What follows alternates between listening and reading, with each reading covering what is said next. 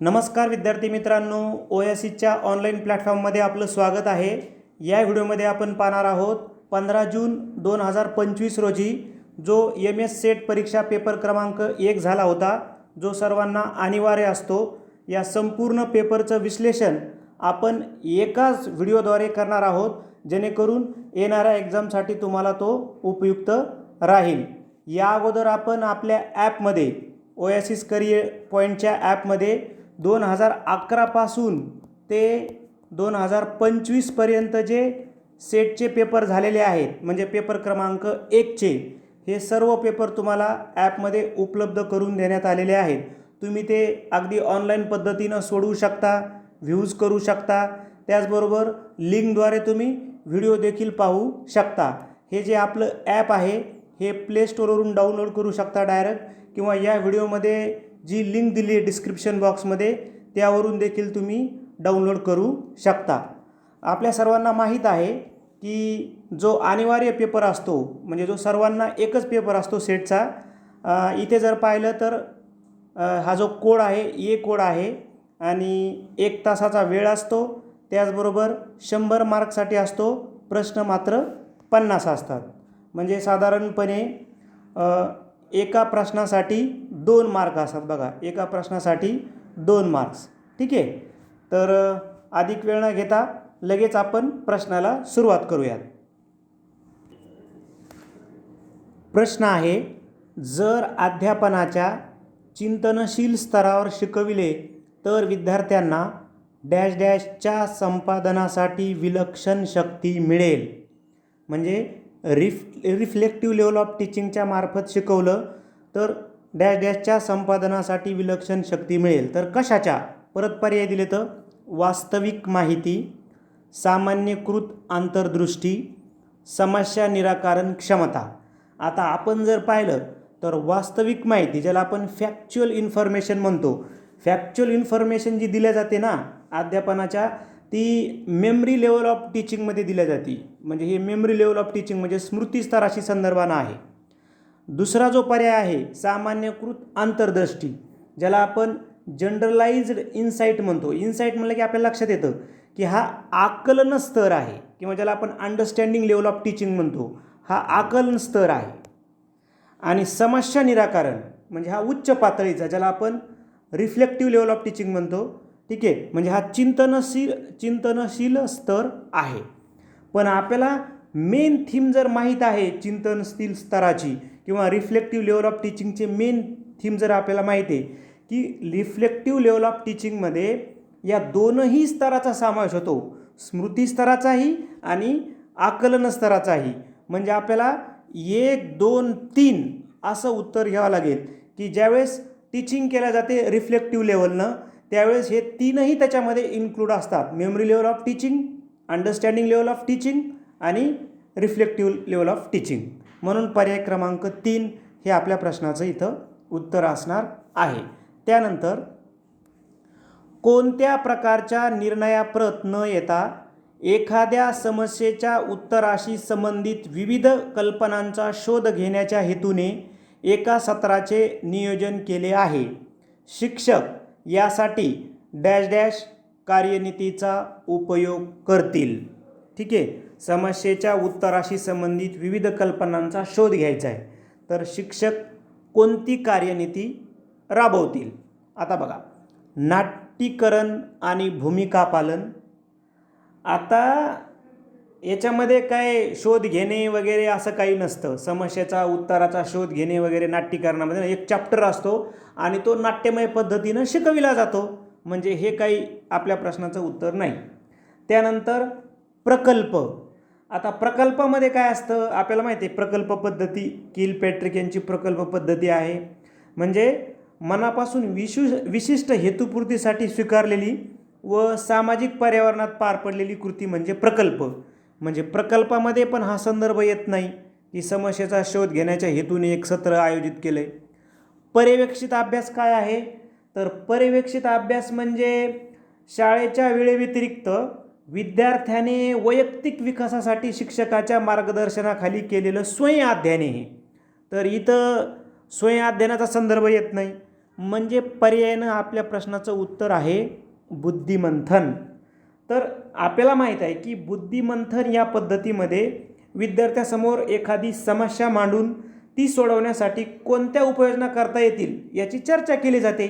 या चर्चेतून समस्या सोडवण्याचे नवनवीन व्यवहार्य मार्ग विद्यार्थ्यांना सापडतात. मग आता आपल्याला माहिती आहे की समस्या देऊन चर्चा केली जाते, नवीन मार्ग सापडले जातात. तुम्ही जर प्रश्न वाचला की लगेच लक्षात येतं की ही बुद्धिमंथन हीच कार्यनीती शिक्षकाला तिथं वापरावी लागणार आहे.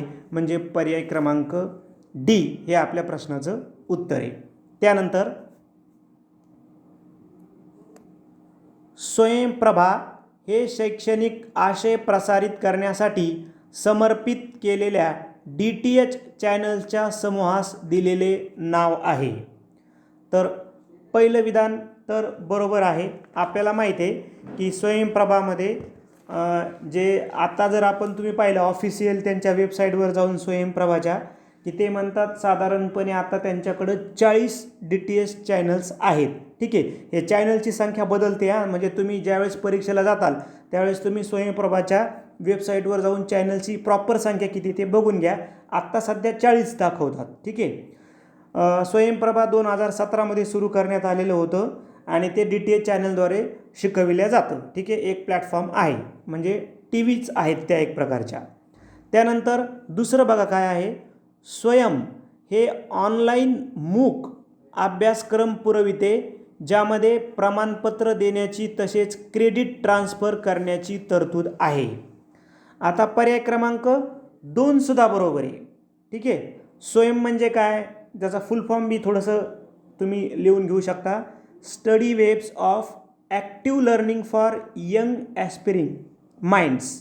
याला आपण स्वयं किंवा तुम्ही गुगलमध्ये सर्च करून सुद्धा स्वयंचा फुल फॉर्म लिहून घ्या. आणि मूकचा आपण ज्याला आपण मॅसिव्ह ओपन ऑनलाईन कोर्स असं देखील म्हणतो. तर ते दोनही इथं विधानं बरोबर आहेत. आपल्याला माहिती आहे की सरकारनं विकसित केलेलं हे तंत्रज्ञान विद्यापीठ आहे जे मूक्सला होस्ट करतं. म्हणजे मूक्सला कोण होस्ट करतं तर स्वयं होस्ट करतं. आणि यामध्ये वर्ग 9वी पासून ते PG पर्यंतचे कोर्सेस विनाशुल्क आपल्याला उपलब्ध करून दिलेले असतात. एवढी जरी माहिती आपल्याकडे असेल तर यावर जरी आपल्याला फिरून प्रश्न विचारला तर तो कव्हर होईल. ठीक आहे, तर 1 आणि 2 दोनही बरोबर आहेत ना, म्हणजे पर्याय क्रमांक C आपल्याला निवडावा लागेल. पर्याय क्रमांक C दोनही बरोबर. पहिलाही बरोबर आहे म्हणजे हे DTH चॅनलचा समूह आहे स्वयंप्रभा आणि हे एक पोर्टल आहे. ठीक आहे, स्वयं म्हणजे दोनही विधानं बरोबर आहेत. त्यानंतर साकारिक मूल्यमापन डॅश डॅश स्वरूपाचे असते. निर्णयात्मक असते का म्हणजे जजमेंटल असतं का सुमेटिव्ह इव्हॅल्युशन, विकासात्मक असते का नैदानिक असते की स्थान निश्चितीदर्शक असते. तर आपल्याला मेन कन्सेप्ट माहीत पाहिजे की नेमकं साकारिक मूल्यमापन म्हणजे काय. तर साकारिक मूल्यमापन म्हणजे अंतिम किंवा सर्वसमावेशक मूल्यमापन. म्हणजे अध्यापन संपलं, वर्षाच्या शेवटी विद्यार्थ्याला बढती आणि श्रेणी देण्यासाठी जे मूल्यमापन केलं जातं त्याला आपण साकारिक मूल्यमापन म्हणतो. म्हणजेच आपल्याला म्हणजे साकारिक मूल्यमापन केलं जातं म्हणजे काय, डायरेक्ट निर्णय दिला जातो ना, विद्यार्थी पास आहे का, कुठल्या श्रेणीत पास झाला, म्हणजे ते जजमेंटल आहे असंच आपल्याला म्हणावं लागेल. म्हणजे पर्याय क्रमांक 1 हेच उत्तर आपलं असणार आहे. कारण विकासात्मक मूल्यमापन काय आहे ते जजमेंटल नाही. हे अध्यापन करत असताना विद्यार्थ्याची प्रगती, त्यानुसार योग्य अध्ययन, त्याच्यानंतर अनुभूतीच्या योजना, प्रोत्साहन देणं, म्हणजे त्याचे विविध साधनं येतं विकासात्मक मूल्यमापनाची. जसं मुलाखत आहे, प्रात्यक्षिक आहे, प्रकल्प आहे, दैनंदिन निरीक्षण आलं त्याच्यामध्येच. ठीक आहे, नैदानिक म्हणजे काय, ज्याला आपण डायग्नॉस्टिक इव्हॅल्युशन असं म्हणतं की विद्यार्थ्याच्या अध्ययनातील अडचणी, त्यामागील कारणं शोधणं आणि उपचारात्मक त्यामुळं अध्यापन केलं जातं. म्हणजे नेमकं अडचण काय विद्यार्थ्याला शिकण्यामध्ये हे पाहिलं जातं, ते मूल्यमापन म्हणजे डायग्नॉस्टिक इव्हॅल्युशन किंवा नैदानिक मूल्यमापन. आणि स्थाननीतिदर्शक म्हणजे काय आहे, अध्ययन अनुभूती देण्यापूर्वी म्हणजे अध्यापनापूर्वीच मूल्यमापन केलं जातं. इथं मात्र साकारिक मूल्यमापन हे जजमेंटल असतं, हे तुम्ही लक्षात घ्या. त्यानंतर CAI चं इंग्रजी दीर्घरूप विचारलं आहे, तर CAI म्हणजे कम्प्युटर ॲसिस्टेड इन्स्ट्रक्शन म्हणजे पर्याय क्रमांक डी. त्यानंतर डॅश डॅश हा संशोधन प्रकार नाही म्हटलं आहे. डॅश डॅश हा संशोधन प्रकार नाही, तर परीक्षा विभागानं हा प्रश्न कॅन्सल केलेला आहे, म्हणून याबद्दल आपण जास्त चर्चा करणार नाही. त्यानंतर डॅश डॅश ही सिम्युलेशन सॉफ्टवेअरची संशोधनातील भूमिका आहे. कोणती सिम्युलेशन सॉफ्टवेअरची संशोधनातील भूमिका आहे? प्राथमिक डेटा गोळा करणे, प्रयोगासाठी आभासी मॉडेल तयार करणे, सर्वेक्षणाचे आयोजन करणे, शोध निबंध लिहिणे. तर आपल्या प्रश्नाचं उत्तर आहे पर्याय बी. सिम्युलेशन सॉफ्टवेअर हे प्रयोगासाठी आभासी मॉडेल तयार करतं. कारण प्राथमिक डेटा गोळा करणे किंवा सर्वेक्षणाचं आयोजन करणे यासाठी तर दुसरे सॉफ्टवेअर आहेत ना, जसं सर्वे मंकी आहे, गुगल फॉर्मसुद्धा सर्वेक्षण किंवा प्राथमिक डेटा गोळा करण्यासाठी आपण यूज करू शकतो. मात्र सिम्युलेशन सॉफ्टवेअर जे आहे हे प्रयोगासाठी आभासी मॉडेल तयार करतं, म्हणजे पर्याय बी हे आपल्या प्रश्नाचं इथं उत्तर आहे. त्यानंतर हे सकारात्मक आणि उत्तर सकारात्मक संशोधनाचे एक सामायिक उद्देश आहे. हा जो प्रश्न आहे हा प्रश्न रिसर्च मेथॉडॉलॉजीमधील पॉझिटिव्हिस्टिक ॲप्रोच आणि पोस्ट पॉझिटिव्हिस्टिक ॲप्रोच यावर आधारित त्यांनी विचारलेला आहे, ज्याला आपण सकारात्मक आणि उत्तर सकारात्मक असं म्हणतो. आता या दोन्ही कन्सेप्ट आपल्याला जर माहीत असतील तर लवकर आपल्याला हा प्रश्न समजून येईल. आता प्रत्यक्षवाद किंवा सकारात्मक म्हणतो त्याला, पॉझिटिव्हिझम म्हणजे काय आहे की थोडक्यामध्ये सांगायचं एका ओळीमध्ये तर सामाजिक शास्त्रांचा विज्ञानाप्रमाणे अभ्यास करायचा, त्याला आपण म्हणतो पॉझिटिव्हिस्टिक ॲप्रोच, ठीक आहे, किंवा प्रत्यक्षवाद असं म्हणतो. आणि उत्तर प्रत्यक्षवाद जो आहे तो असं म्हणतो की सामाजिक शास्त्रांची विज्ञानाच्या स्वरूपात मांडणी करत असताना मापन आणि गणितीय पद्धती यावर अधिक भर दिला गेला पाहिजे. म्हणजे तो थोडा ॲडव्हान्स आहे. म्हणजे जो उत्तर सकारात्मक संशोधन आहे याच्यामध्ये मापन आणि सांख्यिकीला महत्त्व दिलं जातं, आणि जो सकारात्मक संशोधन आहे याच्यामध्ये सामाजिक शास्त्राचा विज्ञानाच्या दृष्टिकोनातून अभ्यास करावं असं सांगितलेलं आहे. आता आपण थोडंसं पर्यायाकडे जाऊ, ठीक आहे. संशोधन प्रक्रियेमधून व्यक्ती सापेक्षता पूर्ण काढून टाकणे.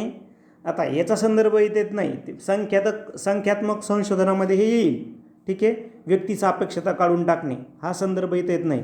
नवीन ज्ञानाचा शोध घेणे व इंद्रिय गोचर घटनेला समजावून घेणे, हे पर्याय बी हे आपल्या प्रश्नाचं उत्तर असू शकतं. बघा, कारण पहिला पर्याय जास्तीत जास्त आपल्याला जो वाटतो तो संख्यात्मक संशोधनाशी रिलेटेड आहे. वैयक्तिक मते आणि अनुभवजन्य पुराव्यावरील विश्वास यांना प्राधान्य देणे.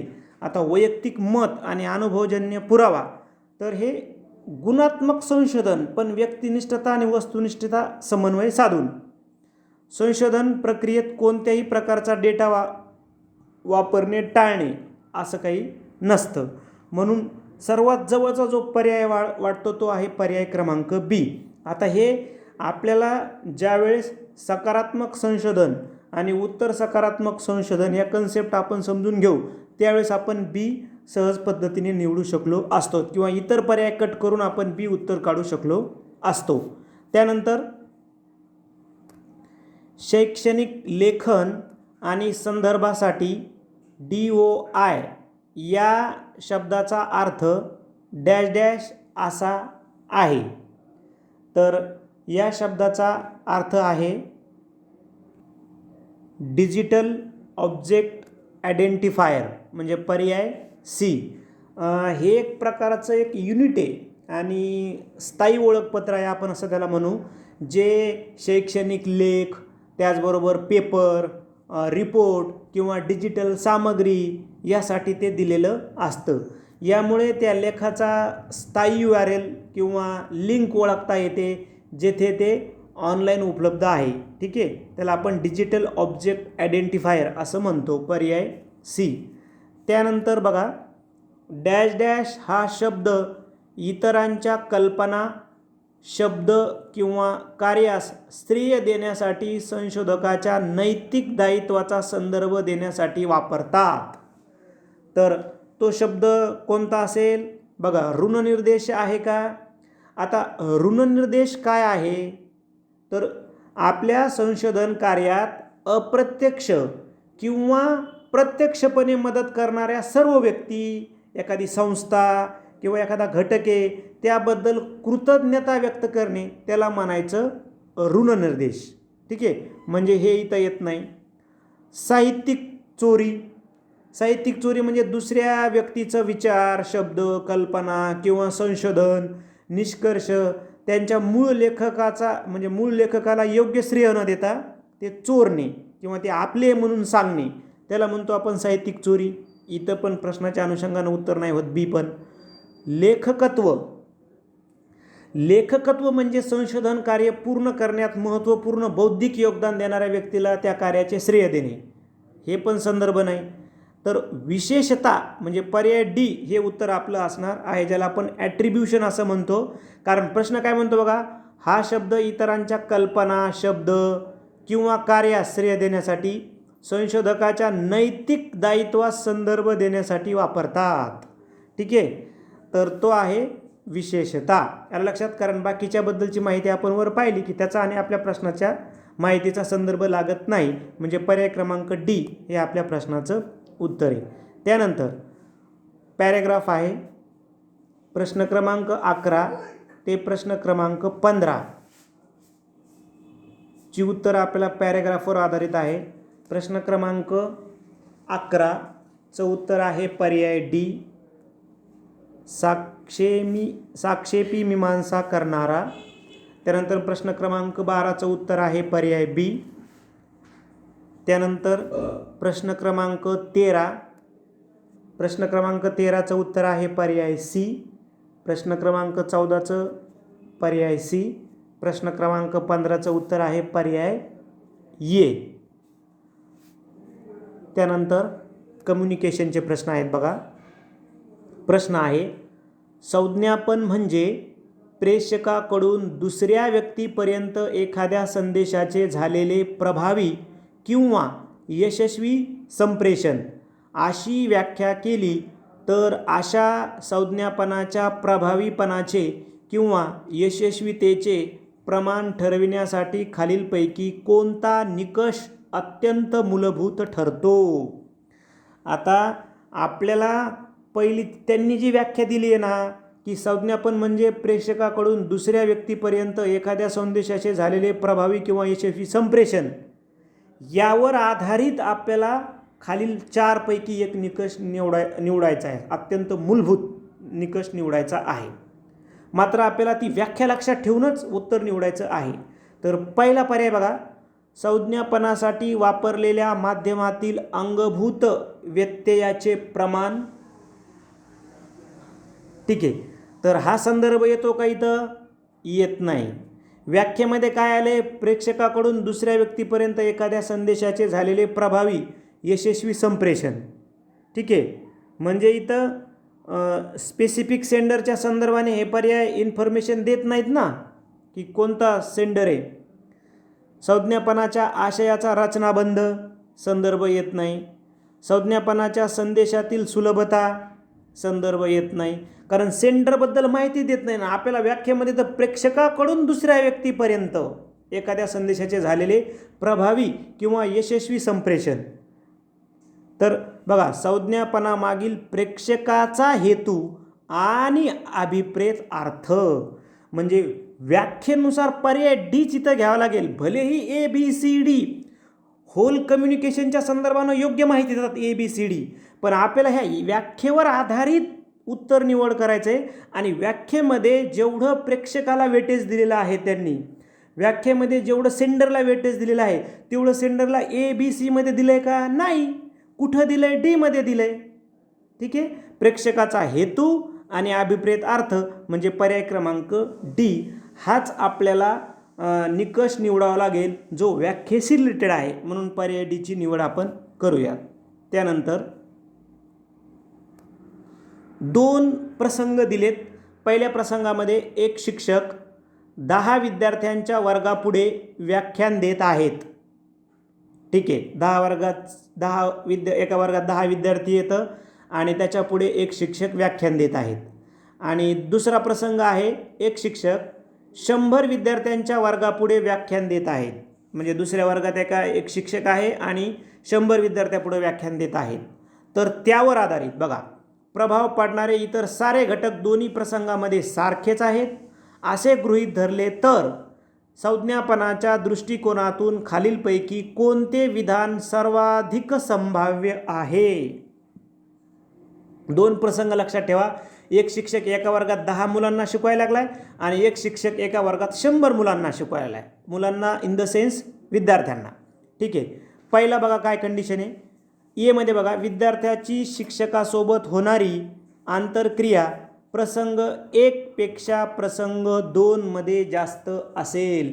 विद्यार्थ्याची शिक्षकासोबत होणारी आंतरक्रिया प्रसंग 1 पेक्षा प्रसंग 2 मध्ये जास्त असेल.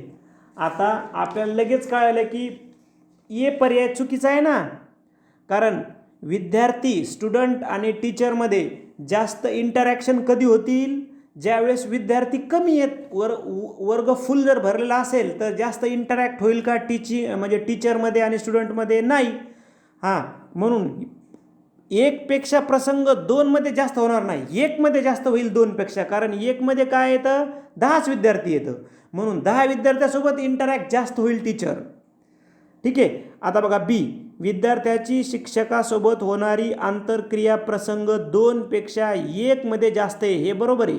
बस दुसरे सी आणि डी वाचायची गरज नाही, पण आपण विश्लेषणच पाहतोय तर सी वाचूया. विद्यार्थ्याची शिक्षकासोबत होणारी आंतरक्रिया दोन्ही प्रसंगामध्ये सारखीच असेल असं नाही. जेवढे विद्यार्थी कमी होतील तेवढं प्रभावी कम्युनिकेशन आणि इंटरॅक्शन होईल स्टुडंट आणि टीचरमध्ये. म्हणून सी असं बोलू शकत नाही आपण. विद्यार्थ्याची शिक्षकासोबतची आंतरक्रिया अप्रभावित राहते असंही म्हणता येणार नाही, कारण जो प्रसंग 1 आहे, आलं लक्षामध्ये, प्रसंग 1 मध्ये इफेक्टिव्हनेस वाढेल ना, प्रसंग 1 मध्ये प्रभावी होईल ना टीचिंग. म्हणून डी पण चुकीचं आहे. अप्रभावी असं राहत दोन्ही प्रसंगामध्ये असं म्हणता येणार नाही, कारण प्रसंग 1 मध्ये प्रभावी टीचिंग होणार आहे. म्हणून बी हे सर्वात सकारात्मक इथे उत्तर आहे. त्यानंतर कोणत्या निकषाच्या आधारे संज्ञापनाचे स्वसंज्ञापन, 2 व्यक्तीमधील संज्ञापन, गट संज्ञापन, जनसंज्ञापन असे प्रकार पडतात? आता बघा, स्वसंज्ञापन म्हणजे एक व्यक्ती असतो, स्वतःसोबत करतो ना तो. ठीक आहे. त्याच्यानंतर 2 व्यक्तीमधील म्हणजे 2 व्यक्ती आले. त्याच्यानंतर गट संज्ञापन म्हणजे गट म्हणल्याच्या नंतर जास्त झाले. ठीक आहे, जास्त झाले. आणि जनसंज्ञापन म्हणल्यावर तर अमर्यादच झाले इथं. म्हणजे व्यक्तींची संख्या इथं मेन भाग आहे हे प्रकार पडण्यामध्ये. व्यक्तीची संख्या म्हणजे संज्ञापनात सहभागी व्यक्तीची संख्या यावर आधारित हे संज्ञापनाचे प्रकार पडतील. म्हणजे हा प्रश्न जवळपास 3 ते 4 वेळेस, मागील तुम्ही 2011 ते 2025 पर्यंतच्या जर प्रश्नपत्रिका पाहिल्या तर 3 ते 4 वेळेस प्रश्न हा रिपीट झालेला आहे. त्यानंतर भारतीय दूरचित्रवाणी इतिहासाच्या संदर्भात खालीलपैकी कोणती गोष्ट 1980च्या दशकात घडली नाही? आता आपल्याला हे समजून घ्यावं लागेल की 1980चं दशक म्हणजे कोणतं? 1980 ते 1990 या काळामध्ये घडणाऱ्या घटना. आणि ते काय म्हणतात की 1980च्या दशकात घडलेली नाही.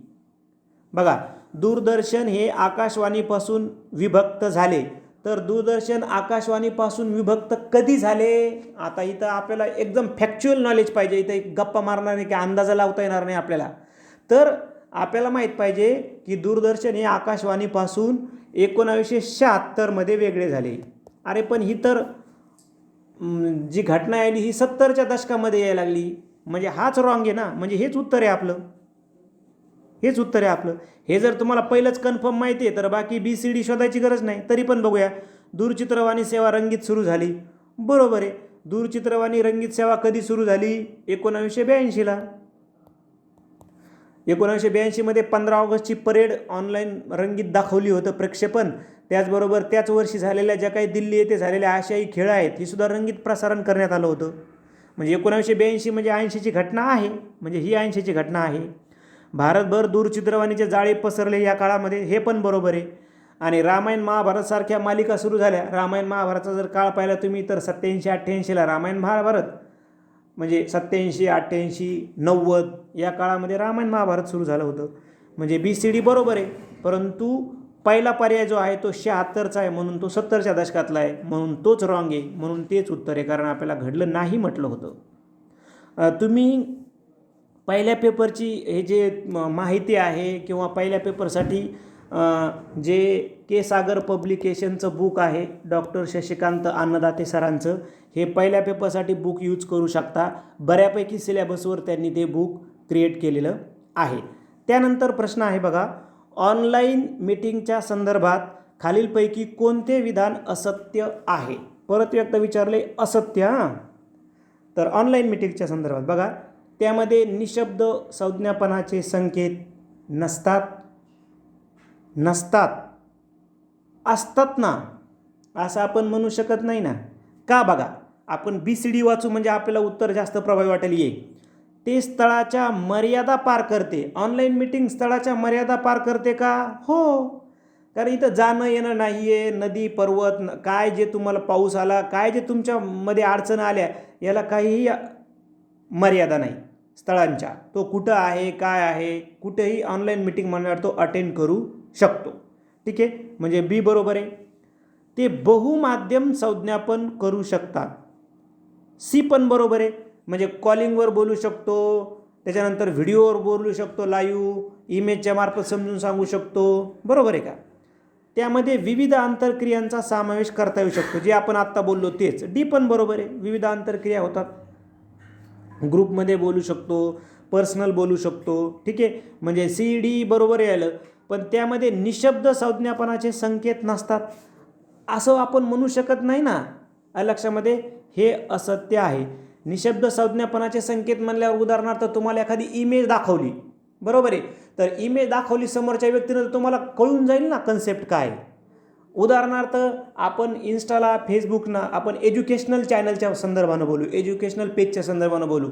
आता उदाहरणार्थ मी तुम्हाला अध्यापनावर होणारे परिणाम असणारे घटकांची एक इमेज अपलोड केली फेसबुकला, तर तुम्हाला इंटरॅक्ट झालं ना, ते आलं लक्षामध्ये.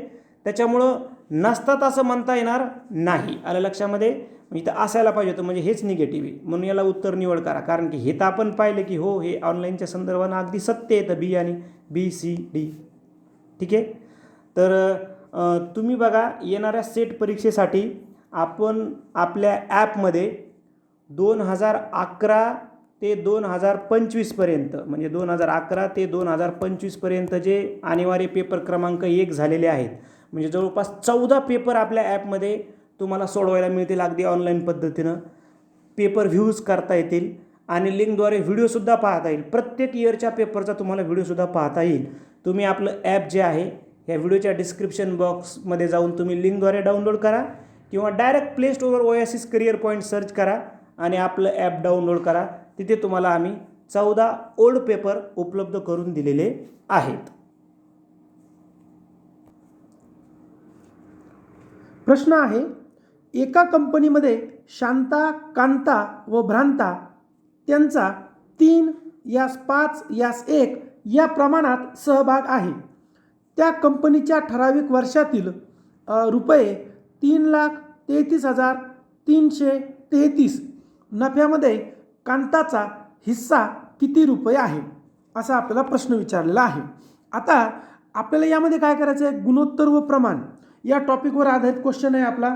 रेशो अँड प्रोपोर्शन त्यांनी दिलं आहे की शांता, कांता आणि भ्रांता यांचा वाटा कसा आहे, 3:5:1 आणि आपलं विचारलं की कांताचा हिस्सा काढा. कशामधून? जो 3,33,333 नफा झाला आहे तो. काय करायचं, दिलेला जो नफा आहे बघा 3,33,333 भागेला यांचं जो प्रमाण आहे, यांचं जे गुणोत्तर दिले ते प्लस करा. 3 + 5 + 1. मग 3 आणि 5 8 आणि 1 9. याची बेरीज किती झाली? 9 झाली आहे. ओके. मग आता या 9ने काय करायचं आहे आपल्याला? 3,33,333ला भागायचं आहे. ओके. मग आता आपण भाग देऊयात. बघा 3,33,333 भागेला 9. बरोबर आहे. मग आपण जर भाग दिला तर सरळ सरळ 9 1 9 9 2 18 9 त्रिक 27. बरोबर आहे. असं आपण भाग द्यायला सुरुवात केलं. 3चा भाग जातो, नंतर 7चा जातो, नंतर 0चा जातो, नंतर 3चा जातो, शेवटी 7चा जातो. म्हणजेच 37,037ने पूर्ण निशेष भाग गेला. आता आपल्याला काय म्हणले? हा 37,037 म्हणजे किती झाला? हा झाला एक तुकडा. एकूण तुकडे किती आहेत? 9 आहेत. मग आता जो कांता आहे, बरोबर आहे, कांता, तर कांताचा हिस्सा आपल्याला शोधायचा आहे. किती आहे? बघा, शांताचा आहे 3, कांताचा आहे 5 आणि भ्रांताचा आहे 1. मग आता 37,037 जे आपलं उत्तर आलं आहे, याला जर आपण 5ने गुणलं तर आपल्याला कांताचा जो आपलं काढायचा आहे ते उत्तर मिळून जाणार. मग आपण काढलं. सरळ सरळ आता करा. 7 5 35 5. जर आपण असं सोडवलं तर आपलं उत्तर मिळतं 1,85,185. 1,85,185. पर्याय क्रमांक बी हे आपलं उत्तर होणार आहे. बघा परत एकदा शॉर्टकटमध्ये सांगतो. 3,33,333ला 9ने भागायचं. 9 कुठून आले? 3 आणि 5 8 आणि 1 9. भागल्यानंतर आपलं उत्तर मिळतं की 37,037 हा आहे एक भाग. मग हा एक भाग म्हणजे कोणाचा झाला? हा झाला भ्रांताचा. नंतर याला जर 5ने गुणलं तर जे उत्तर येतं ते झालं आपलं उत्तर कांताचा हिस्सा. आणि जर गुणेला 3 केलं तर आपल्याला उत्तर मिळतं 1,11,000 जो आहे शांताचा हिस्सा. चला पुढचा प्रश्न घेऊयात आपण. एका घड्याळामध्ये एका विशिष्ट वेळेस सोमवार 1 वाजता निर्देशित केला आहे. 1 PM म्हणजे दुपारी. तर त्या घड्याळात 101 तासानंतर काय निर्देशित केले असेल? चला स्टेप बाय स्टेप सोडूयात. बघा सोमवार म्हटलंय, सोमवारी 1 वाजला. त्यानंतर मंगळवारी 1 वाजला. तर 1 वाजून या 1 वाजेपर्यंत सोमवारचा 1 ते मंगळवारचा 1 किती तास झाले? 24 तास. बरोबर. नंतर काय झालं? बुधवारचा 1 वाजला. तर हे परत किती झाले? 24 तास. बरोबर. त्यानंतर काय झालं? गुरुवार आला, परत 1 वाजला. हा बुधवार आणि गुरुवार किती झाले? परत 24 तास. नंतर काय झालं? शुक्रवार आला, परत 1 वाजला, परत किती झाले? 24 तास. म्हणजे सोमवार ते मंगळवार, सोमवार ते मंगळवार 24 तास, मंगळवार ते बुधवार 24 तास, बुधवार ते गुरुवार 24 तास, गुरुवार ते शुक्रवार 24 तास. मग बघा 24 1 24 24 2 48 24 3 72 24 चौक 96. 96 तास इथपर्यंत झालेत. ओके. आपल्याला किती पाहिजे? 101 तास. मग आता शुक्रवारचा 1 वाजला होता जेव्हा 96 तास झाले. मग 2 वाजल्यावर किती झाले? 97. 3 वाजल्यावर 98. 4 वाजल्यावर 99. बरोबर आहे का? 5 वाजल्यावर 100 आणि 6 वाजल्यावर 101 तास झाले. म्हणजे शुक्रवार 6 PM होणार आहे. पर्याय क्रमांक डी. अगदी सोपं उदाहरण होतं. 1 मार्क कन्फर्म होता. फक्त आपलं समजून घ्यायचं होतं. सोमवार ते मंगळवार, मंगळवार ते बुधवार, बुधवार ते गुरुवार, गुरुवार ते शुक्रवार. शुक्रवारी 1 वाजला होता तेव्हा झाले होते 96 तास. त्यानंतर 5 तास, 96 आणि 5 6 झालं 101 तास. म्हणजे किती वाजले? शुक्रवारी 6 PM. नेक्स्ट क्वेश्चन आहे आपला. प्रश्न समजून घेऊयात आपण शांतचित्तानं. पुढे दिलेल्या संचातील 1 2 3 4 5 6 7 इथे 2 7 आले, हे चुकलेलं आहे. हे बघा इंग्लिशमध्ये एकच 7 आहे. 1 2 3 4 5 6 7 8 इथं चुकून 7 आहेत. आता कोणत्याही 5 संख्या यादृच्छिक पद्धतीने निवडल्यास खालीलपैकी कोणते विधान निवडलेल्या संख्या संदर्भात सत्य असलेच पाहिजे? सत्य असलेच पाहिजे. हां चला इंग्लिशमध्ये घेऊ. Then which of the following statement is necessarily true about the selected numbers. बघा, दिलेला प्रश्न हा संभाव्यता या टॉपिकवरचा आहे. इंग्लिशमध्ये ज्याला आपण प्रोबेबिलिटी म्हणूयात. ओके, आता स्टेप बाय स्टेप आपल्याला सोडवत जायचा एक एक पर्याय. पहिला पर्याय आहे त्यातील कमीत कमी 2 संख्या सम आहेत. आता सोडून बघूत आपण. 5 संख्या निवडायच्या आहेत. समजा मी निवडला पहिली संख्या 1, नंतर मला असं वाटलं की निवडावी 3, निवडली मी. नंतर वाटलं 5, नंतर वाटलं 7. आता विषम संख्या संपल्या. मग आता मी एक घेतली कुठली तरी, समजा 2 घेतली सम, बरोबर. तर ते काय म्हणतात, त्यातली कमीत कमी 2 संख्या सम आहेत. नाही, हे चूक झालं. का? कारण की 1 विषम आहे, 3 विषम आहे, 5 विषम आहे, 7 विषम आहे, बरोबर आहे. म्हणजे थीम समजून घ्या. ते काय म्हणले, कोणतेही 5 निवडा. समजा मी असंही करू शकलो असतो. बघा, मला जर वाटलं होतं ना 1, नंतर 2, नंतर 4, नंतर 6, नंतर 8, मग तुम्ही म्हणणार सर इथं तर 4 आल्यात समसंख्या, काय अडचण आहे, हे विधान आपण बरोबर घेऊ. नाही, अट बघा, काही जरी झालं तर विधान सत्यच असलं पाहिजे. म्हणजे शक्यता अशी पण येऊ शकते ना, मी निवडली 1, 3, 5, 7 आणि या समपैकी 1 निवडली. कारण घ्यायच्या तर 5च संख्या आहे ना, या 4 तर विषमच झाल्या. म्हणजे याचा अर्थ पहिलं विधान, हे विधान कन्फर्म चूक आहे 100%. आता बी बद्दल बोलूयात आपण. त्या संख्यातील जास्तीत जास्त 2 जोड्या अशा बनवता येतील की प्रत्येक जोडीची बेरीज 9 आहे. आता प्रत्येक जोडीची बेरीज किती आहे? 9 आहे. चला बनवून बघू बरं आपण. मी घेतला आधी 1 आणि नंतर घेतला 8, झाले 9. नंतर घेतले बघा 2, नंतर घेतले 7, झाले 9. 2 जोड्या आता आपल्याला मिळाल्यात. तिसरी जोडी मिळते का पहा बरं.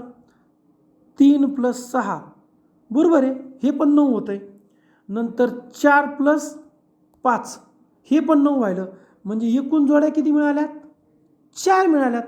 2 तर कन्फर्म आहेच, पण आपल्याला 4 मिळाल्यात. मग हे बरोबर येण्याची शक्यता होती. आपण ॲन्सर की बनवली तेव्हाही सांगितलं होतं. तर सेट विभागानं काय केलं आहे, उत्तर बी पण बरोबर दिलं आहे आणि सी पण बरोबर दिलं आहे. येतं लक्षात. मग आता बी तर बरोबर झालं आहे. आता सी वाचा. त्या संख्यातील कमीत कमी 1 जोडी अशी बनते की ज्या जोडीची बेरीज 9 आहे. 1 नाही, अशा तर 4 बनल्यात. म्हणजे सी 100% उत्तर आहे. सी 100% उत्तर आपलं ट्रू आहे. सेट विभागानं बीला सुद्धा उत्तर दिलेलं आहे. आता डी बघूयात. त्या संख्येतील जास्तीत जास्त 3 संख्या सम आहेत. त्या संख्यात जास्तीत जास्त 3 संख्या सम आहेत. नाही ना, 4 पण येऊ शकत्या ना. कशा येऊ शकत्या? मी 5 ज्या संख्या निवडल्या बघा, ए कन्फर्म चूक झाले, बी बरोबर, सी बरोबर, आपले दोन्ही उत्तर आहेत. ए चूक आहेत, डी पण चूक आहे. कसं बघा, 5 निवडायच्यात ना, मी त्यातली काय केली, 1 2 निवडली, 1 4 निवडली, 1 6 निवडली, 1 8 निवडली आणि 1 समजा कोणतीही निवडली 7. पण 4 येऊ शकतात ना. ते म्हणतात 3च येतील सम, नाही 4 येऊ शकतात. म्हणजे ए आणि डी तर कन्फर्म चूक होतं. बी आणि सी आपलं उत्तर दिलेलं आहे. नेक्स्ट पाहायचं आपल्याला क्वेश्चन. एक बँक गिरायकास मुदत ठेव योजनेत व्याजावर खालील पर्याय उपलब्ध करून देत, त्यातील कोणता पर्याय गिरायकास सर्वात जास्त फायदेशीर असेल? मग बघा, त्यांनी फक्त आपल्याला अंदाजित दिलंय. मग आपलं काय करावं लागेल, एक अंदाजित आपण मुद्दल घेतली 100 रुपये, इथं बनवून दाखवलंय. काय म्हटलं ते, एका गिरायकास मुदत ठेव योजनेवर व्याजावर खालील पर्याय दिलेत. मग अजून आपलं हे दिलंच नाही. मुदत किती आहे नाही माहीत, आपण 1 वर्ष घेऊ. मुद्दल घेतली 100 रुपये. आता दर मात्र त्यांनी दिलाय. पहिला दिलाय 10%, नंतर आपल्याला त्यांनी 9% दिलाय, नंतर 8%, नंतर 7%. ओके. मग आता आपण काय करूयात, 10%ने काढूयात. ठीक आहे, चला स्टेप बाय स्टेप काढूयात. आपलं जे उत्तर आहे ते एच बरोबर आहे. कसं ते आता स्टेप बाय स्टेप बघू. 10%ने काढूयात. बघा, चक्रवाढ व्याज बरोबर पी म्हणजे प्रिन्सिपल, बरोबर आहे. आता महिरूपी कंसात 1 + r/100 आणि घातांकात टी वजा पी. मग आता आपण जर काढायला सुरुवात केली तर बघा, आपल्याला 10 रुपये व्याज मिळते. आलं लक्षात. मग आता 10 रुपये व्याज आपल्याला मिळालं. कशावरती? ए मध्ये आपल्याला 10 रुपये व्याज मिळालेलं आहे. आता जर आपण 9% दरानं जर काढलं तर हे बघा कसं आहे, 6 महिने ना, 6 महिन्याचं हे सूत्र आहे. सूत्रात किमती टाका, तुम्ही काढा. 8% दरानं जर काढलं, 3 महिन्याचं इथं सूत्र दिलं आहे, सूत्रात किमती टाकून तुम्ही काढू शकता. आणि 7% दरानं दर महिन्याचं इथं सूत्र दिलं आहे. तुम्हाला 6 महिन्याचं, 3 महिन्याचं, 1 महिन्याचं सूत्र दिलं आहे. तुम्ही सूत्रात किमती टाकून काढून पहा. मी तुम्हाला काढलेलं उत्तर सांगतो. जर उत्तर आपलं ए कन्फर्म आहे, 10 रुपये मिळतात 10%, 9 रुपयानं मिळतात बी, 9% मिळतात 9.20, 8 रुपयानं मिळतात 8.24 आणि 7 रुपयाने मिळतात 7.22. जर तुम्ही 6 महिन्याच्या सूत्रामध्ये 9% दर टाकला तर उत्तर येईल 9.20. जर तुम्ही 3 महिन्याच्या सूत्रात किंमत टाकली तर उत्तर येईल 8.24. जर तुम्ही 1 महिन्याच्यात किंमत टाकली तर उत्तर येईल 7.22. ओके. इथं आपल्याला इमेजला थोडंसं जागा कमी पडत होती म्हणून आपण तुम्हाला 10% कंप्लीट स्टेप बाय स्टेप काढून दाखवलं. 9% पर्याय बी, सी 8% आणि डी 7%, हे तुम्ही तुमच्या पद्धतीनं काढून घ्या. ओके. चला, उत्तर मिळाले पर्याय क्रमांक 1. पुढील प्रश्न पाहूयात आपण.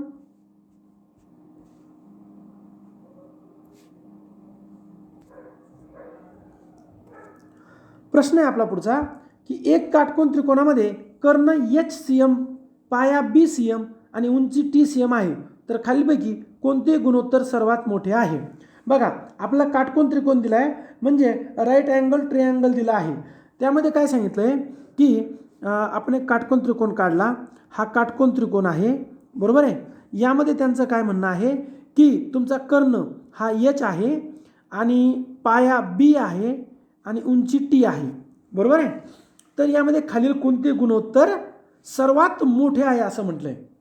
बघा, आपल्याला उदाहरण सुरू करायच्या अगोदर म्हणजे तुम्हाला काही दोन बेसिक गोष्टी माहीत पाहिजे. जसं की जो कर्ण असतो हा पाया आणि उंची यांच्यापेक्षा लांब असतो. मग त्यातल्यात जर अगदी आपल्याला भूमितीय भाषेत जर बोलायचं तर कर्णवर्ग हा पाया व उंचीच्या वर्गाच्या बेरजी इतका असतो. कर्णवर्ग हा पाया व उंचीच्या वर्गाच्या बेरजी इतका असतो. म्हणजे जर कर्ण आपला सी वर्ग असेल तर पाया ए वर्ग प्लस उंची बी वर्ग यांची जी बेरीज असेल ती कर्णाच्या वर्गा इतकी असते. म्हणजे आपला जो कर्ण आहे ही त्रिकोणाची सर्वात मोठी बाजू असते, बरोबर. आता पायथागोरसच्या प्रमेयानुसार आपले स्टेप बाय स्टेप सोडायचं आहे. यामध्ये तुम्ही डायरेक्ट जरी उत्तर काढायचं ठरवलं तरीही आपल्या हे लक्षात येतं की जर आपण जो इथं काटकोन त्रिकोण काढला होता, बघा, यामध्ये हा जो कर्ण असतो जो H दिलाय, नंतर उंची दिली आहे T आणि पाया दिलाय B, हे जे आहे दिलेलं, यामध्ये आपल्या लक्षात येईल जर कर्ण ही बाजू सर्वात मोठी असते आणि जर कर्ण छेदात आहे तर ते गुणोत्तर काय होणार? छेदात म्हणजे काय? गुणोत्तर पॉईंटमध्ये जाणार डायरेक्ट, कारण हे सगळ्यात मोठं आहे ना, म्हणून हे दोन तर पर्याय कटले, बरोबर. आता राहिला फर्स्ट आणि सेकंड. तर बघा, B आणि T आणि वरती काय दिलं H आणि T. जर मोठा अंश जर मोठा असेल, आपल्या लक्षात येत आहे अंश मोठा आहे आणि छेद लहान आहे, तर ते गुणोत्तर काय असणार? सर्वात मोठं असणार. म्हणजे आपलं उत्तर येणार पर्याय ए. आता आपण त्याला आणखीन गणिताच्या किमती टाकून सोडवूयात. बघा, समजा आपण काय केलं, हा जो आपल्याला काटकोन त्रिकोण दिलेला आहे यामध्ये जे पायथागोरसचं त्रिकूट आहे, फेमस त्रिकूट कोणतं?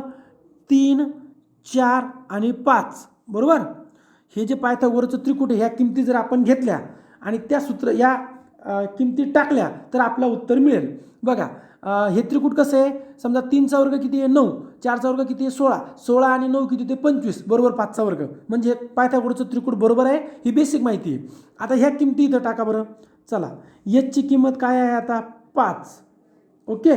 Tची किंमत काय आहे? 4. इथं काय? बीची किंमत किती आहे? 3 आणि Tची किंमत किती आहे? 4. हे दोन तर आपण ऑलरेडी ठरवलेलं लहान येणार, त्यामुळे इथं तर काही संदर्भच येणार नाही का. तरी पण टाकून बघा बा. T किती आहे? 4/5 आणि इथं B किती आहे? 3/5. ओके. मग आता ह्या ज्या किमती टाकल्या हे आपल्याला आता स्टेप बाय स्टेप सोडवायचं आहे, बरोबर.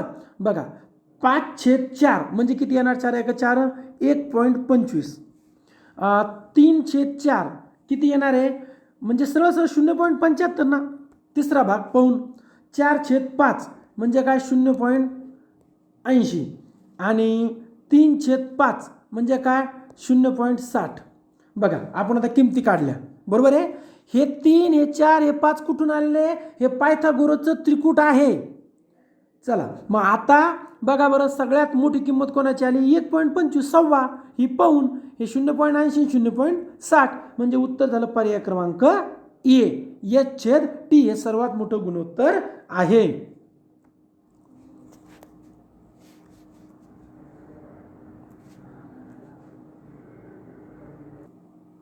प्रश्न तर्क व अनुमान यावर आधारित आहे. आपल्याला माहीत आहे की आपल्याला विधानावरून आकृती काढणं अपेक्षित असतं. तर विधान दिले बघा, सर्व करदाते प्रामाणिक आहेत. सर्व करदाते प्रामाणिक आहेत म्हणजे सर्व येईल बाहेरून, तर कोण, सर्व करदाते हे प्रामाणिक आहेत ना, सॉरी करदाते आतमध्ये येईल, हे करदाते छोटा वर्तुळ आणि प्रामाणिक येईल बाहेरून, प्रामाणिक. त्यानंतर सर्व विद्यार्थी प्रामाणिक आहेत. प्रामाणिकचं ऑलरेडी बाहेरलं वर्तुळ आहे म्हणजे हे होईल विद्यार्थ्याचं. पण आपल्याला विद्यार्थ्याचं वर्तुळ काढत असताना असं लक्षात येतं की विद्यार्थी आणि करदाते हे एकमेकाला छेदू शकतात ना, म्हणजे 2 आकृत्या तयार होतील. म्हणजे बघा आपण 2 आकृत्या काढू शकतो. एक म्हणजे ही आकृती, पहिली आकृती. आता दुसरी आकृती कशी होईल की बघा, सर्व करदाते प्रामाणिक आहेत, हे बघा सर्व करदाते, हे करदाते आणि हे प्रामाणिक. आणि दुसरं विधान कोणतं आहे, सर्व विद्यार्थी प्रामाणिक आहेत. सर्व विद्यार्थी प्रामाणिक आहेत, प्रामाणिकचं ऑलरेडी वर्तुळ आहे म्हणजे त्याच्यामध्ये येणार आहे. मग आता हे विद्यार्थ्याचं, हे विद्यार्थ्याचं असं छेदू शकतं ना, शक्यता आहे ना. ठीक आहे, तर्कवर्णामध्ये तेच तर आपल्याला कळलं पाहिजे. म्हणजे दोन्ही आकृतीमध्ये आपल्याला निष्कर्ष चेक करावे लागतील. मग आता पहिल्या आकृतीमध्ये जर आपण दोन्ही निष्कर्ष चेक केले तर पहिला निष्कर्ष काय म्हणतो, काही करदाते प्रामाणिक नाहीत. आता दोन्ही सकारात्मक विधान असल्यावर निगेटिव्ह विधान निघत नसतं, तर मग हे असं विधान करता येत नाही आपल्याला. तरी पण बघा दुसरं काय विधान आहे, काही विद्यार्थी करदाते आहेत. आता विद्यार्थ्याचं स्वतंत्र आहे या पहिल्या आकृतीमध्ये आणि करदात्याचं स्वतंत्र आहे म्हणजे हे रॉंग झालं, दुसरं विधान बी. आता इथं जर पाहिलं आपण पहिलं विधान आणि दुसरं निष्कर्ष, तर पहिला निष्कर्ष काय बघा, काही करदाते प्रामाणिक नाहीत. ठीक आहे, मग नाहीत हे निगेटिव्ह येणारच नाही. काही करदाते प्रामाणिक नाहीत हे असं निगेटिव्ह येत नसतं. आता सेकंड जे आहे ते आहे काही विद्यार्थी करदाते आहेत. हो आहेत ना, हे विद्यार्थी आणि हे करदाते, हे निघतो निष्कर्ष. पण आता दोन्ही आकृतीमध्ये सारखं यायला पाहिजे. इथं एका ठिकाणी बरोबर एका ठिकाणी चूक म्हणल्यावर ते चूकच मानावं लागतं आपल्याला. म्हणजे दोन्ही निष्कर्ष इथे चूक असणार आहेत म्हणजे पर्याय क्रमांक डी हे आपल्या प्रश्नाचं इथं उत्तर आहे. त्यानंतर एका स्पर्धा परीक्षेच्या क्रमवारीमध्ये विशाल हा विजयच्या वर आहे. आता आपल्याला फक्त काय करायचं आहे, ते लावायचे कोण कुठं आहे. म्हणजे याच्यामध्ये काही जास्त काठिण्य पातळी नसते. जसं त्यांनी माहिती दिली आहे ना त्या पद्धतीनं आपण जाऊयात. विशाल हा विजयच्या वर आहे. समजा आता आपण जर विजय समजा इथं आहे, ठीक आहे, तर विशाल कोण आहे, विजयच्या वर आहे. मग इथल्या विशाल, इथं लिहू आपण विशाल. आता विजयच्या वर आला उंचीनुसार. बघा विशाल हा विजयच्या वर आहे परंतु श्यामच्या खाली आहे. कोण, विशाल, म्हणजे मग श्याम त्याच्यावर असणार आहे. ठीक आहे, मोहन हा श्यामच्या वर आहे. बघा श्यामच्या वर कोण आहे, मोहन. मोहन हा श्यामच्या वर आहे परंतु रोहनच्या खाली आहे. म्हणजे त्याच्यापेक्षा वर कोण आहे, त्याच्यापेक्षा वर कोण आहे, रोहन आहे. अरे लक्षामध्ये, विजय व विशाल आणि अशोकच्या मध्ये आहे. विजय व विशाल, विजय हा विशाल आणि अशोकच्या मध्ये आहे. विशाल आणि अशोक म्हणजे अशोक खाली येईल. हे बघा विजय झाला मध्ये. ठीक आहे, म्हणजे आपल्या प्रश्नाचं उत्तर आता काय म्हणते बघा, तर वरून तिसरा कोण आहे. वरून तिसरा म्हणजे बघा आता वरून तिसरा कोण येईल, हा रोहन 1 नंबरला वरून झाला, मोहन झाला 2 नंबरला आणि श्याम झाला 3 नंबरला. म्हणजे आपल्या प्रश्नाचं उत्तर आहे श्याम येईल वरून तिसरा, पर्याय क्रमांक डी. प्रश्न आहे, एका सांकेतिक भाषेत जर मुंबईचे रूपांतर LVLCZJ असे होते तर त्याच भाषेत सांगलीचे रूपांतर काय होईल. ठीक आहे, सांकेतिक भाषेवर आधारित प्रश्न आहे बघा. आता बघा त्यांनी यमसाठी काय घेतलं, यल घेतला. मग आपण जर आपली साधी अल्फाबेट्स बघितलं तर यमसाठी यल म्हणजे एकदा तो मायनस आला, रिवर्स आला. त्याच्यानंतर यूसाठी काय घेतला, व्ही. यूसाठी काय घेतला त्यांनी, व्ही घेतला म्हणजे एकदा प्लस आला. त्याच्यानंतर यमसाठी यल घेतला बघा, परत काय झाला, रिवर्स आला. त्याच्यानंतर बीसाठी त्यांनी काय घेतलं, सी घेतलं म्हणजे बीसाठी सी म्हणजे एकदा प्लस म्हणजे 1 मायनस 1 प्लस 1 मायनस 1 प्लस. तसं जर गेलो आपण तर सांगलीसाठी आपण काढू शकतो ना. बघा आता बघा यससाठी काय येईल, हे बघा यस कुठे, तर यससाठी एकदा मायनस जा म्हणजे आर येईल, म्हणजे आर 3 ठिकाणी म्हणजे पुढचे शोधावे लागतील. येसाठी काय येईल, आता पुढचा येईल येसाठी साहजिकच येसाठी बी येईल, कारण एकदा प्लस सोडायचं ना, झालं आपल्या प्रश्नाचं उत्तर मिळालं. एकदा मायनस एकदा प्लस जर सोडलं तर पर्याय क्रमांक सी आपल्याला सहज पद्धतीनं मिळून जातो. त्यानंतर दिशा ज्ञानावर आधारित प्रश्न आहे, रागिनी पूर्वेकडे तोंड करून 10 मीटर चालते. समजा इथं जर रागिनी असेल तर पूर्वेकडे तोंड करते आणि 10 किलोमीटर चालते, 10 मीटर सॉरी जे काही असेल 10 किलोमीटर मीटर चालते. ठीक आहे, अंदाजे घ्यायचं. नंतर ती डावीकडे वळून 12 मीटर चालते. ठीक आहे, नंतर ती डावीकडे वळते. आता पूर्वेकडे जात असताना 10 मीटर आणि नंतर डावीकडे म्हणजे मग तिकडे चालले आता उत्तरेला. मग अंदाजे तेवढंच घ्या. आता समजा तेवढंच सेम पण त्याच्यापेक्षा थोडंसं पुढं घेऊ. ठीक आहे, आता हे समजून घ्या की हे 12 आहे. ठीक आहे, हे 10 आहे आणि हे आहे 12 मीटर. नंतर ती उजवीकडे 45 मध्ये वळून 15 मीटर चालते. आता उजवीकडे 45 म्हणजे अशी किती चालते, 15. आता प्रश्न काय बघा, ती सुरुवातीपासून एकूण किती अंतर चालली आणि ती कोणत्या दिशेला समोरे उभी आहे, कोणत्या दिशेला आहे. आता वास्तविक तिची पहिली दिशा कुठे, इथे, ती इथून निघली होती आणि आता कुठं पोहोचली, ती इथं आहे. म्हणजे दिशा कन्फर्म ती आहे ईशान्य. आता फक्त काय करायचं, 10 आणि 12 किती झाले बघा, 10 आणि 12 22 आणि 15 होतात 37 म्हणजे 37 मीटर ईशान्येला आहे. आलं लक्षामध्ये. अशा पद्धतीने पर्याय हे आपल्या प्रश्नाचं उत्तर आहे. त्यानंतर प्रश्न क्रमांक 30 कॅन्सल केला, त्यामुळे जास्त तर्कवितर्क लावण्याची गरज नाही. त्यानंतर प्रश्न आहे, प्रश्न क्रमांक 31 आणि 32 खालील माहितीवर आधारित आहे. DIचा क्वेश्चन आहे, एका विशिष्ट राज्यातील 20 खेड्यांपैकी 14 खेड्यांना ए या विक्रेत्याने भेट दिली, 12 खेड्यांना बी या विक्रेत्याने भेट दिली, 2 खेड्यांना दोघांपैकी कोणीही भेट दिली नाही. यावर आधारित क्वेश्चन आहे आपला 31 आणि 32. ओके, चला मग आपण आता सोडूया. खेडे किती आहेत, 20. 20 पैकी बघा 20 खेडे आहेत, 20 पैकी 2 खेड्यांना कुणीही भेट दिली नाही म्हणजे 18च खेड्यांना भेट दिली गेली. त्यापैकी एने काय केलं, एने भेट दिली आहे एकूण 14 खेड्यांना आणि बीने काय केलं आहे, बीने भेट दिली एकूण 12 खेड्यांना. बरोबर. मग आता प्रश्न काय आहे, किती खेड्यांना दोघांनीही भेट दिली, किती खेड्यांना भेट दिली. मग काय करायचं, 14 आणि 12 किती होते, 4 आणि 2 6 26, 26 बरोबर आहे वजा 18, कारण की 18 खेड्यांना भेट दिली आहे. उत्तर आलं 8 खेडे असे आहेत ज्याला दोघांनीही भेट दिली. बरोबर. आता आणि किती खेड्यांना किमान एका विक्रेत्याने भेट दिली, तर हे 18 तर आपण अगोदरच काढले. 20 वजा 2 18, पर्याय क्रमांक बी. ओके, परत एकदा व्यवस्थित समजून घ्या काळजीपूर्वक की काय आहे, किती खेड्यांना दोघांनी भेट दिली आणि किती खेड्यांना किमान एका विक्रेत्याने भेट दिली. 32चं उत्तर तर डायरेक्टच होतं, 20 वजा 2 बरोबर 18. आलं लक्षात. आणि आता किती खेड्यांना दोघांनी भेट दिली, 14 + 12 26, 26 वजा 18 बरोबर 8. 8 खेड्यांना दोघांनीही भेट दिली. आलं लक्षात.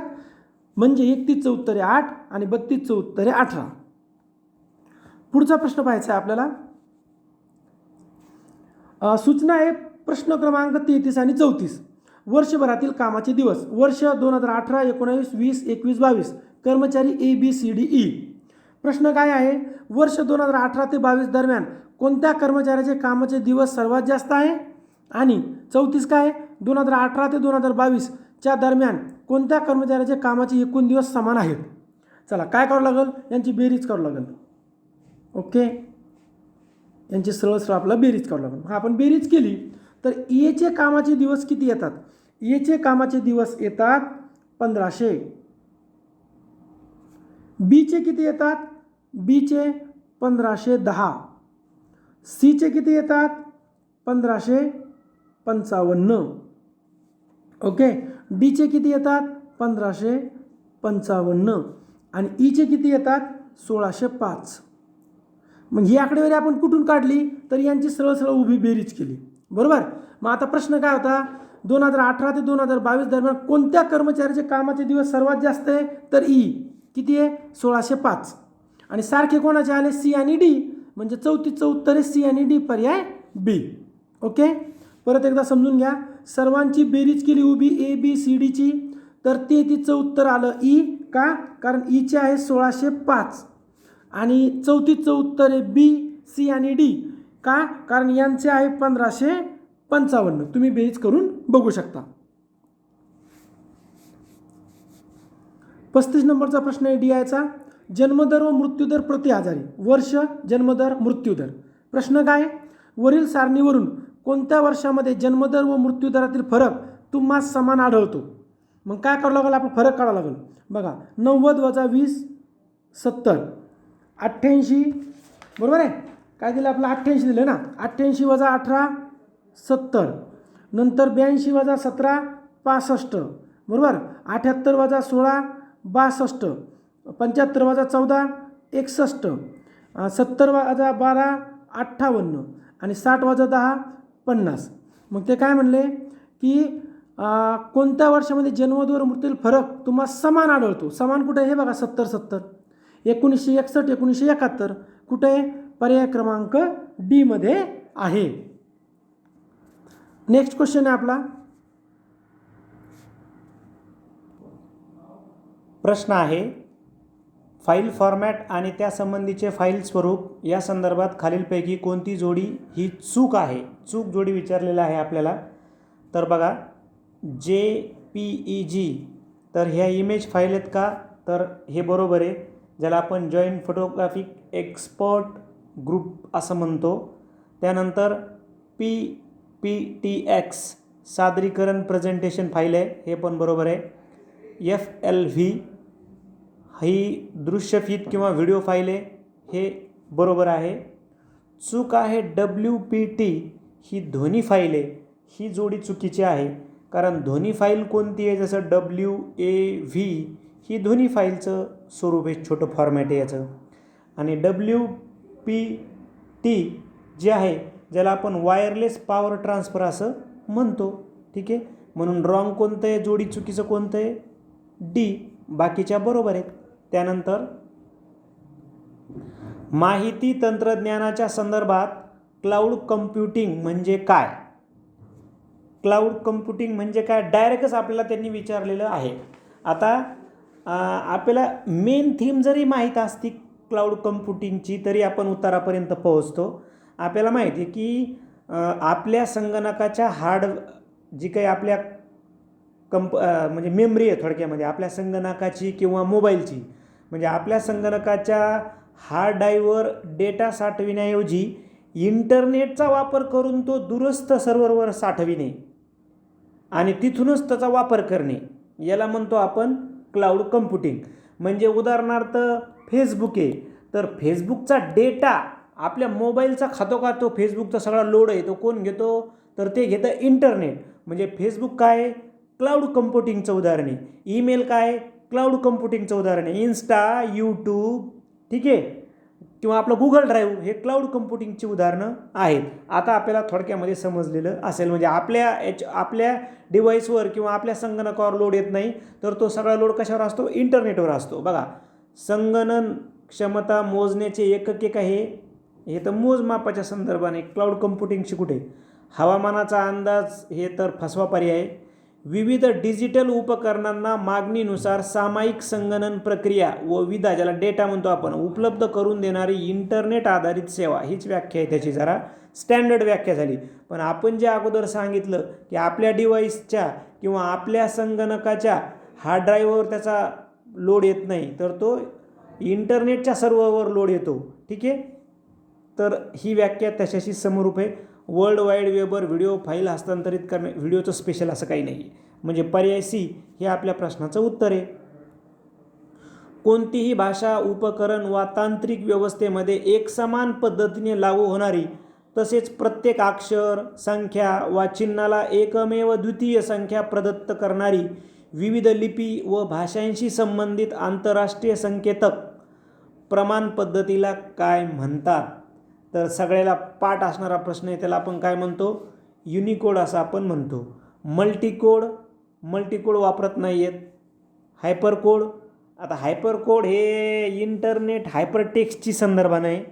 आणि मेटाकोड जे आहे हे प्रोग्रॅमिंग किंवा सॉफ्टवेअरच्या संदर्भामध्ये आहे.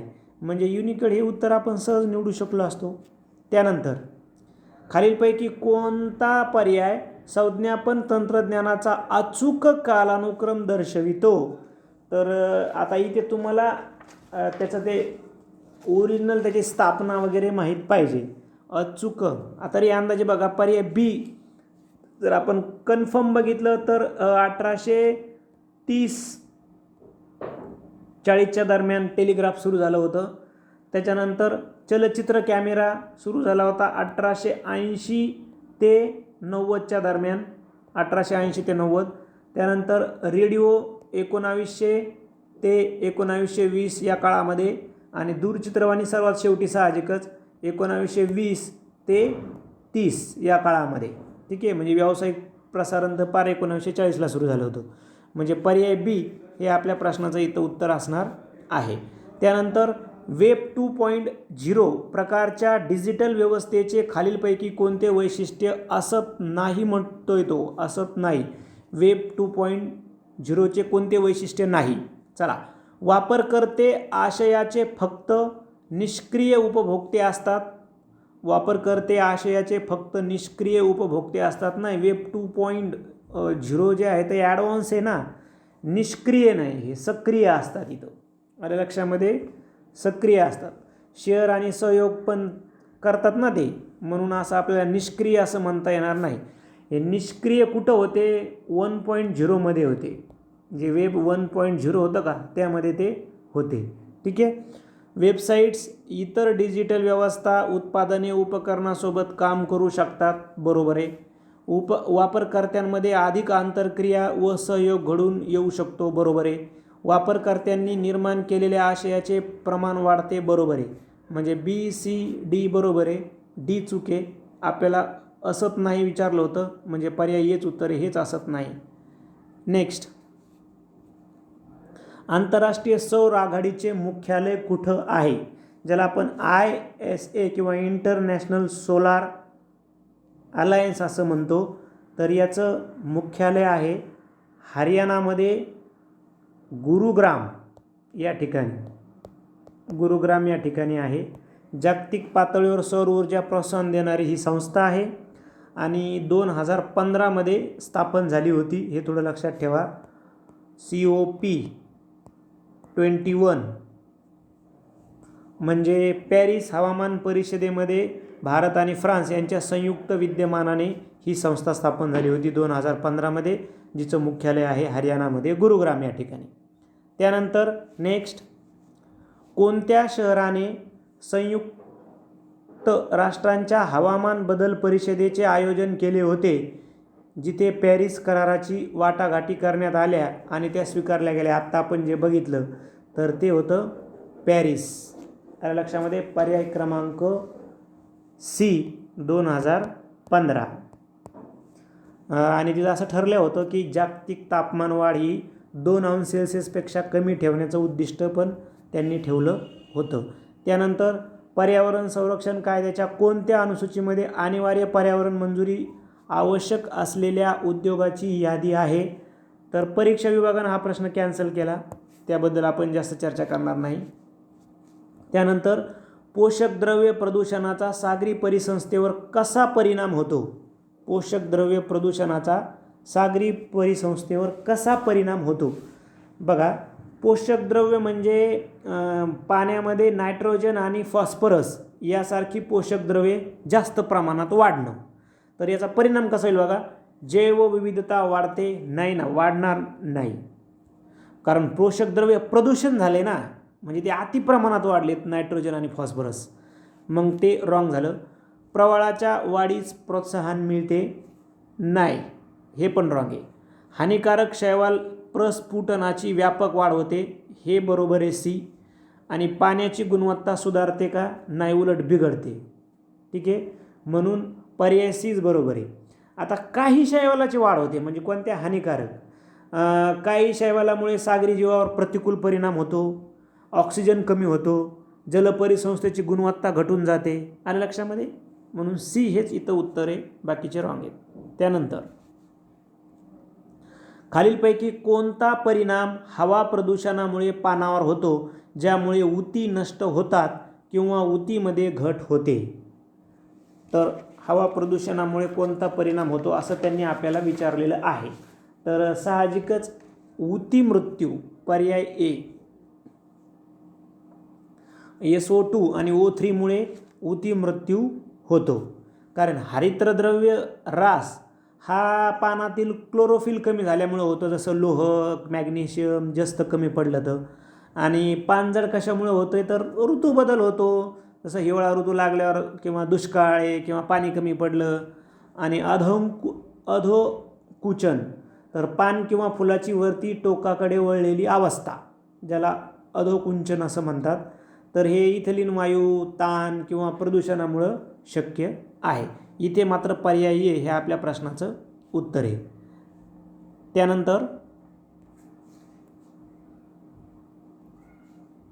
त्यानंतर प्रश्न आहे, ब्रिटिश काळामध्ये भारतीय शिक्षणाच्या विकासासाठी लॉर्ड कर्झनने आयोजित केली होती. भारतीय शिक्षणाच्या इतिहासावर खूप सारे प्रश्न विचारलेत यावेळेस, साधारणपणे 2 ते 3, 4 प्रश्न त्यांनी विचारलेत आपल्याला. तर ब्रिटिश काळामधील शिक्षणाच्या संदर्भानं विचारला आहे, तर ती आयोजित केलेली होती शिमला परिषद, म्हणजे शिमला शिक्षण संमेलन. 1901 मध्ये तिचं आयोजन झालं होतं. भारतीय शिक्षणाची स्थिती जाणून घेण्यासाठी तिचं आयोजन करण्यात आलं होतं. आणि कुणी केलं होतं तर लॉर्ड कर्झननं. त्यानंतर नेक्स्ट आहे, सॅडलर आयोग हा डॅश डॅशच्या चौकशीसाठी नियुक्त करण्यात आला होता. सॅडलर आयोग, तर तो नियुक्त करण्यात आला होता कलकत्ता विद्यापीठाची स्थिती आणि अडचणी या संदर्भानं चर्चा करण्यासाठी. 1917 मध्ये सर मायकल सॅडलर यांच्या अध्यक्षतेखाली ब्रिटिश सरकारनं हा आयोग नेमला होता. मूळ उद्दिष्ट होती की कलकत्ता विद्यापीठाची स्थिती, त्रुटी, कार्यपद्धती, काय सुधारणा कराव्यात या संदर्भानं चौकशी करणं. आणि ज्यावेळेस आयोगानं शिफारशी केल्या, त्याने आयोगानं सर्वच शिक्षणाच्या संदर्भानं या शिफारशी सांगितल्या की शाळा, महाविद्यालय, विद्यापीठं अशा 3 स्तरांची रचना सुधारा, शाळा, महाविद्यालय आणि विद्यापीठं. त्याचबरोबर महाविद्यालयांना अधिक स्वायत्ता द्या, संशोधन व अध्यापनाला महत्त्व द्या, व्यावसायिक व शिक्षण प्रशिक्षणाला महत्त्व द्या. मात्र मूळ जो फोकस होता हा कलकत्ता विद्यापीठाची स्थिती आणि अडचणी हाच होता. ठीक आहे, बाकीच्या नंतर त्यांनी सगळीकडे हळूहळू त्या शिफारशी लागू करण्याचा प्रयत्न केला. नेक्स्ट, बौद्ध शिक्षण परंपरेमध्ये गुरु बनण्यासाठी खालील श्रेणीतून जावे लागत असे. आता थोडंसं लॉजिक जरी आपण लावलं असतं तर शिष्य, प्रवीण, पंडित. आता पंडितमुळं हा पर्याय कटला असता. ब्रह्मचारी, पंडित, उपाध्याय. आणि तुम्ही सहज हा पर्याय कटू शकले असते. श्रमण, श्रावक, पंडित. ठीक आहे. आता पर्याय डी आहे बघा. श्रमण, भिक्खू आणि उपाध्याय असा तो क्रम आहे. आता याच्यामध्ये काय आहे, श्रमण जे असतं म्हणजे एकदम स्टार्टिंगचं किंवा त्याला श्रामणेर असं म्हणतात, हा दीक्षेचा पहिला टप्पा आहे. श्रमण म्हणजे मूलभूत नियम व धर्माचं शिक्षण दिलं जातं श्रमणांना. त्यानंतर तो श्रमण भिक्खू बनतो म्हणजे पूर्णवेळ आध्यात्मिक साधक बनतो. शिक्षक आणि समाजाचे मार्गदर्शन करणे बौद्ध शिक्षक बनण्याचा पाया म्हणजे भिक्खू आहे. आणि शेवटचा टप्पा आहे उपाध्याय, ज्यांना आपण आचार्य असं पण म्हटलं जातो काही काही ठिकाणी. अनुभवी आणि सिद्ध भिक्खू म्हणजे श्रमणेर असतात. यांना दीक्षा देणं, त्यांना प्रशिक्षण देणं हे उपाध्यायांचं काम असतं. त्याचबरोबर भिक्खूंना धर्माचं ज्ञान शिकवण्यासाठीची जबाबदारीसुद्धा आचार्य किंवा उपाध्यायावर असते. पुरेसा अनुभव, ज्ञान आणि नैतिक आचरण प्राप्त करणाऱ्यांनाच उपाध्याय ही पदवी दिल्या जाईल. ठीक आहे. हा थोडासा संदर्भ आहे, थोडासा लक्षात असू द्या. त्यानंतर वैदिक शिक्षण परंपरेत उपनिषद या शब्दाचा शब्दशः अर्थ काय होतो, तर हे जनरली ज्यांचा इतिहास वगैरे विषय त्यांना हे माहिती आहे की उपनिषद या शब्दाचा शब्दशः अर्थ होतो गुरुजवळ बसून शिकणे, म्हणजे पर्याय बी. आणि शेवटचा प्रश्न आहे, जैनवादी शिक्षण परंपरेनुसार अध्ययनाची पहिली पद्धत म्हणजे डॅश डॅश होय. आन्सर कीनुसार प्रार्थना ही अध्ययनाची पहिली पद्धत उत्तर दिलेलं आहे. परंतु तुम्ही थोडंसं डिटेल सर्च जर केलं किंवा तुम्ही संदर्भ जर बघितले तर देशना श्रवण ही अध्ययनाची पहिली पायरी मानली जाते. नंतर वाचन ही दुसरी, नंतर चिंतन ही तिसरी पायरी मानल्या जाते. ठीक आहे. पण आन्सर कीमध्ये प्रार्थना असा आहे. पण वास्तवता बऱ्याच बुकचा संदर्भ जर तुम्ही घेतला किंवा सर्च जरी करून पाहिलं तुम्ही गुगल सर्च, तर देशना असं आपल्याला उत्तर मिळतं. परंतु आपण फायनल आन्सर कीचा जर विचार केला तर फायनल आन्सर कीमध्ये प्रार्थना असंच उत्तर दिलेलं आहे. जर तुम्हाला क्वेश्चन क्रमांक 50च्या संदर्भानं काही संदर्भ माहीत असेल तर तुम्ही कमेंटमध्ये थोडासा संदर्भ देऊन विस्तृत लिहा, जेणेकरून इतरांनाही त्याचा फायदा होईल.